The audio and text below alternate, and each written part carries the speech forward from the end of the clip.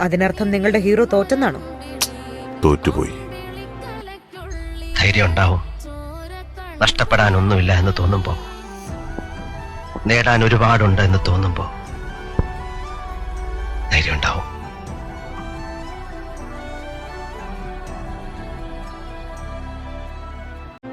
ഇപ്പൊ നിങ്ങളുടെ ഹീറോ എന്ത് ചെയ്യുന്നു? Will he give up? ഇത് ആള് വേറെയാ. കളി ഒരുപാട് കണ്ടവനാ ഞാൻ.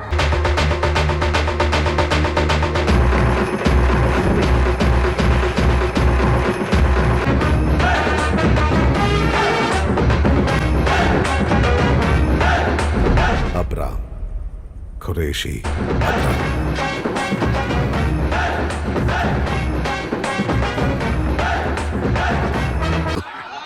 கொஞ்சம் அங்கே பார்.